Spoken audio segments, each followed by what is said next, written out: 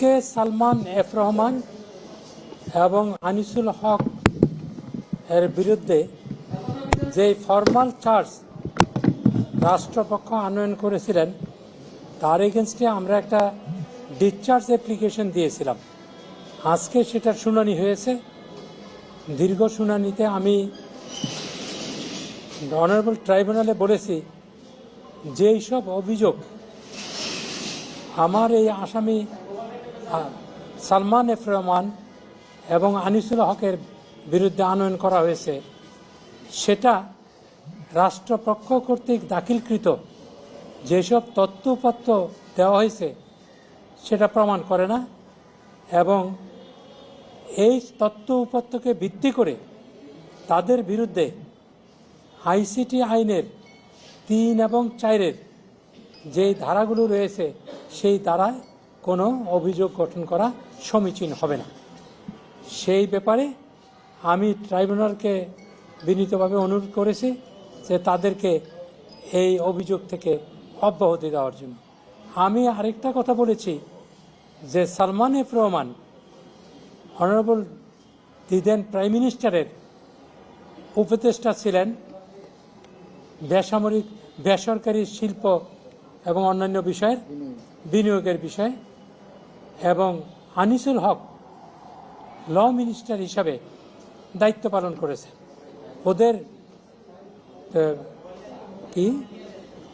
ওদের যে দায়িত্ব রুলস অফ বিজনেসের দায়িত্ব দেওয়া আছে সেই দায়িত্বের মধ্যে তাদেরকে এমন কোনো ক্ষমতা দেওয়া হয় নাই যেই ক্ষমতার বলে ওনারা আইন শৃঙ্খলা বাহিনীর তদারকি করতে পারেন অথবা তাদেরকে কোনো আদেশ দিতে পারেন।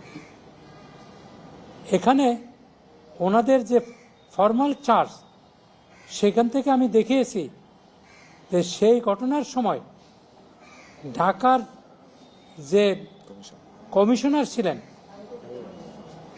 ঢাকার মেট্রোপলিটন যে কমিশনার তিনি হাবিবুর রহমান, তিনি মূলত তার অধীনস্থ যে পুলিশ বাহিনী ছিল তাদেরকে আইন প্রয়োগ করার নির্দেশ প্রদান করেছে, এবং আইনগতভাবে আনিসুল হক অথবা সালমান এফ রহমানের এই ধরনের কোনো নির্দেশ দেওয়া বা এই ধরনের ঘটনার সাথে সম্পৃক্ততার কোনো অভিযোগ ও তথ্যপত্রের মাধ্যমে এই ট্রাইব্যুনালে উপস্থাপন করতে পারেন নাই।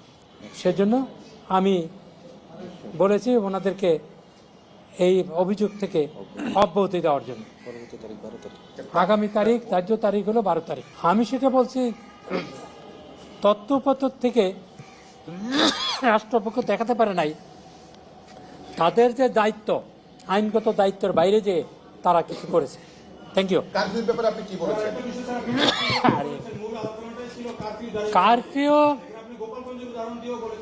কারফিউ সাধারণত কোনো আইন শৃঙ্খলা অবনতি ঘটলে স্বরাষ্ট্র মন্ত্রণালয় স্পেশাল পাওয়ার্স অ্যাক্টের সেকশন 24-এর বিধান অনুযায়ী তার মন্ত্রণালয়কে নির্দেশ দিতে পারেন কারফিউ আরোপ করে শান্তি শৃঙ্খলা ফিরিয়ে আনার জন্য। Excuse me.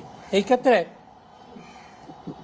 আমি দেখিয়েছি যে স্বরাষ্ট্র মন্ত্রণালয় তার বাই নোটিফিকেশন বিভিন্ন জেলা প্রশাসক সহ পুলিশ কর্মকর্তাদেরকে কারফিউ দিয়ে এই ঘটনাকে যাতে নাকি আর না বাড়ে।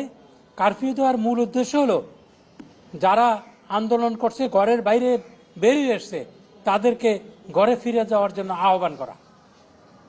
সেই ক্ষেত্রে আমি বলছি যে বর্তমান সরকার আমলেও গোপালগঞ্জে একটা ইনসিডেন্ট হয়েছিল, সেইখানে কিন্তু সরকার কারফিউ জারি করেছিলেন।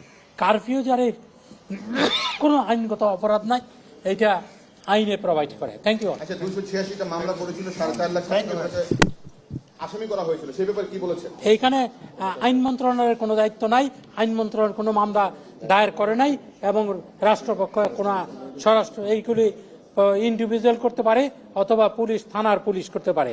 এইখানে স্বরাষ্ট্র মন্ত্রণালয় বা কোনো মন্ত্রণালয়ের কোনো প্রয়োজন নেই। কোনো কগনিজেবল অফেন্স হলে যে কোনো থানায় হবে, সেই থানার কর্তৃপক্ষ ওনারা নিজেরাও করতে পারেন, যারা বিক্ষুব্ধ তারা করতে পারেন।